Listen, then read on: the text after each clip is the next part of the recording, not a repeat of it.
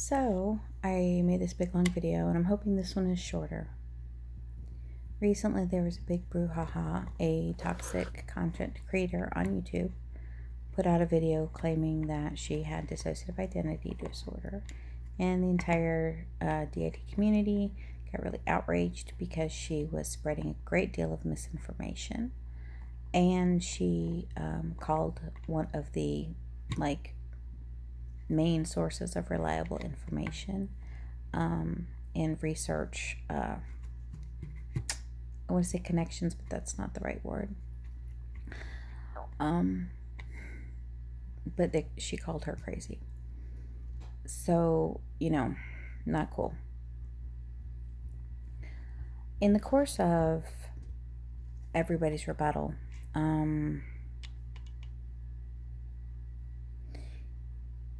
there were a number of references to the fact that if your alters get along, if they're friends, if they're family to you and to each other, that you don't have DID. To say my system kind of lost its shit would be an underestimation. It did.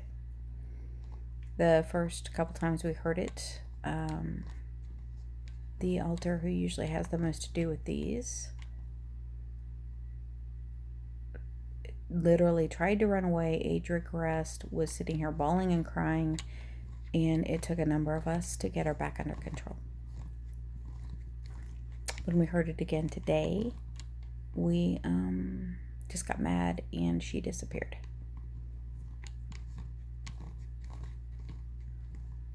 We had a whole video that was like 35 minutes long where we were making this huge, long, convoluted argument, and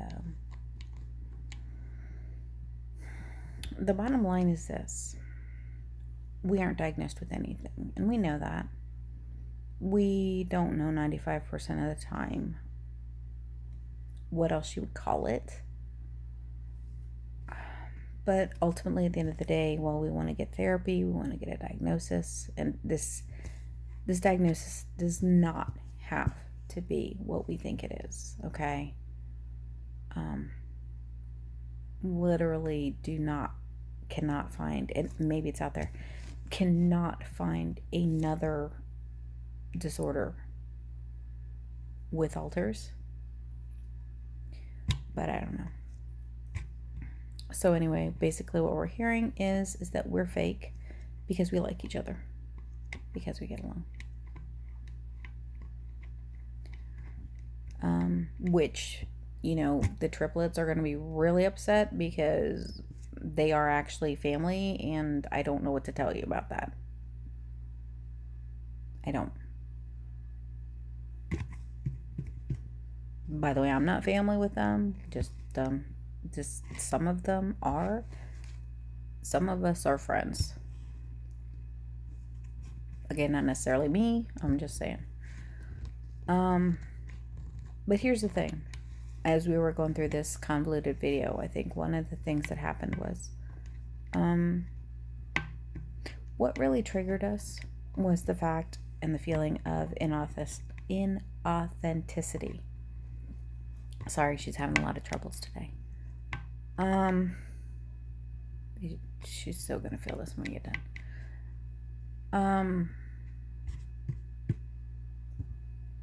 Hearing that we cannot be real because we have formed relationships with each other, because the only thing evidently people with dissociative identity disorder do is hate on each other and attack each other. Now, why content creators would say that's the absolute,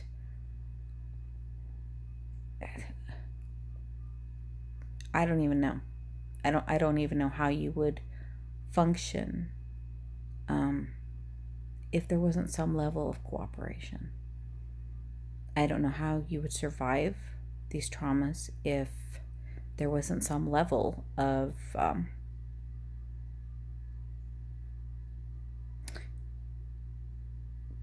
friendly feelings, warm feelings to each other and to the host and to the body. I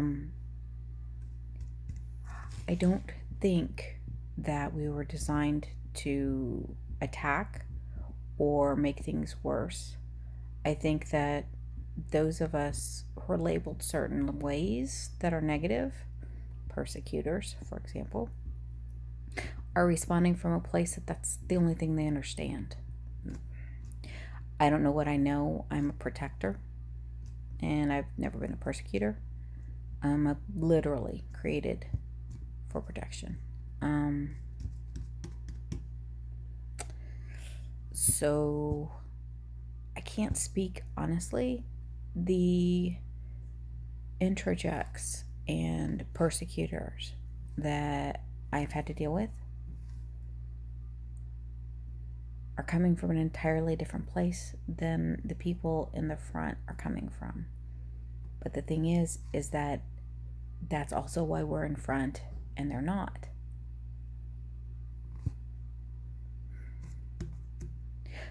Basically, we're being punished because we don't let our trauma run the show. Is it there? Yes. Do we have it? Yes. Do we have alters carrying it in many different forms that come to the front? Yes. Do sometimes they try to damage us? Yeah, we've had a couple in the deepest, darkest times that have tried to convince us that suicide is a good idea. It's not. None of us really believe that. And yet at the same time, we sort of do, because we keep going through this kind of stuff. And we're just like, there's no place for us.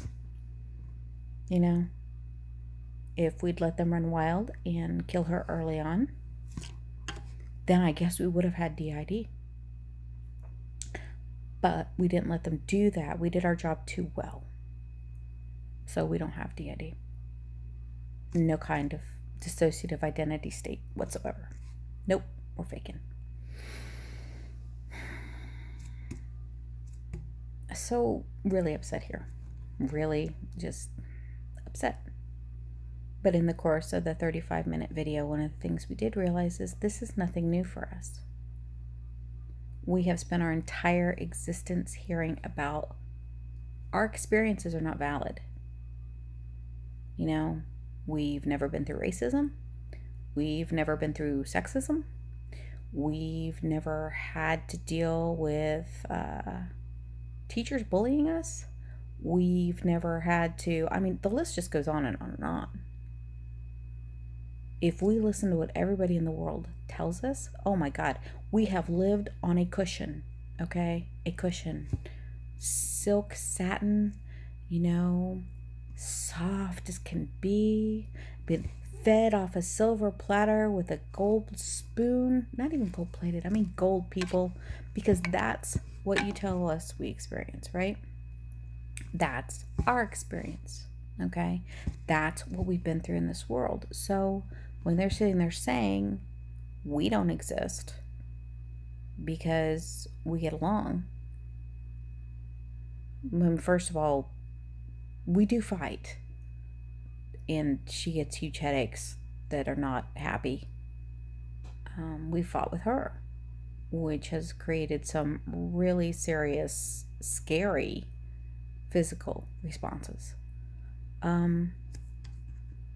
Some of the alters have come out, and she's had to go through some serious shit because of that. But the fact that we in the front, who run the show 95% of the time, we in the front, when someone comes from the back, usually they're little children, they're toddlers, okay, screaming, crying, flat out amazed that there can be a world that has light in it.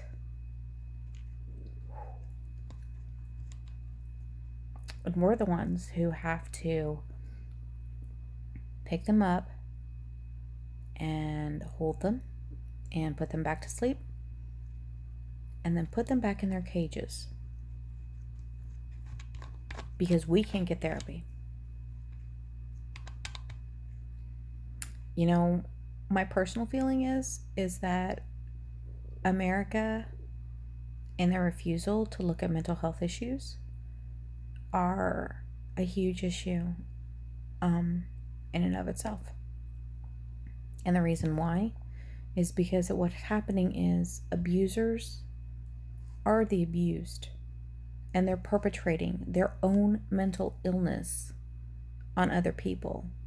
And basically everyone else is codependent because they're ensuring that that behavior goes on. And I'm not saying you throw people in jail, okay? I'm not saying that everyone needs to be in a mental hospital. What I am saying is I think that basically everyone could use to learn how to handle their thoughts, their emotions, and the reactions triggered by both.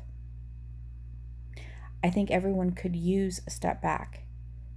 Toddlers think the world is all about them. As a species, that's how we behave. And we refused to stop doing it. Okay? When people sit there and tell you what your experience is because of their experience, okay, that's toxic behavior.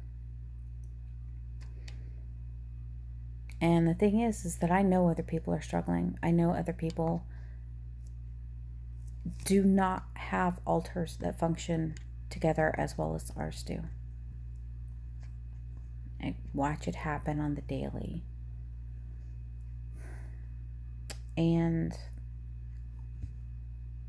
the thing is that they're completely correct in their experience. They're completely right to feel invalidated by my experience if they really wanted to.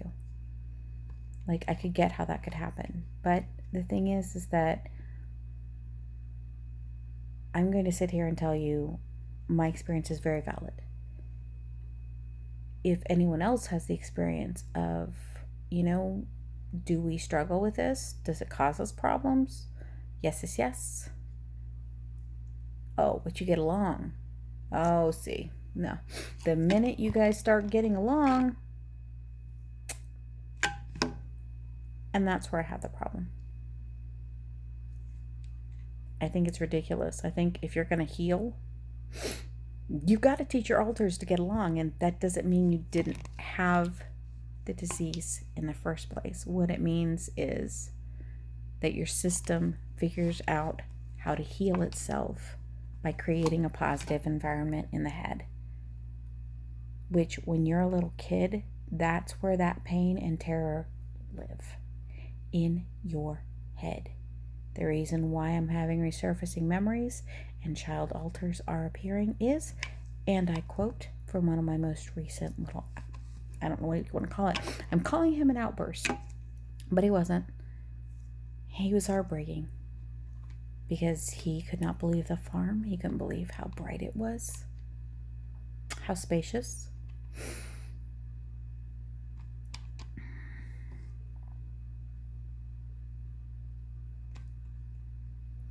But he came up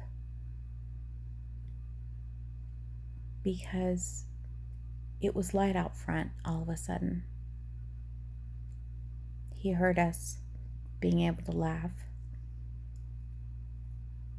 support each other, have a good time. And he's not the only one that said that. In other words, we've been fighting a dark battle. We've been fighting in the dark. And we are healing, and we are learning how to make what Lacey created, what some of us helped support her in, a reality. And just because someone is not at the same place as we are, I mean, these creators are younger than us. We're 52. I get that. And I have to keep reminding myself of that.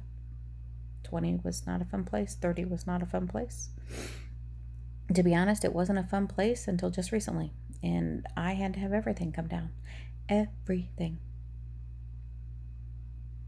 Literally trauma on every front. You find a front, there was something horrible that happened. That's what we had to do to actually get to a point where we could find a way to heal.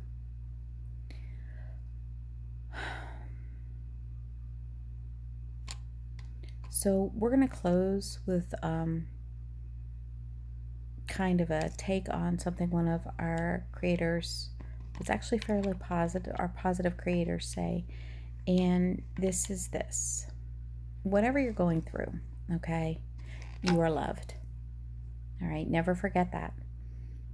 There are people out there that you may not even know are rooting for you and praying for you. You are loved, okay? You are valid. Your experiences are valid. They can be different from the norm. You may not have the same symptoms. You may not have the same responses.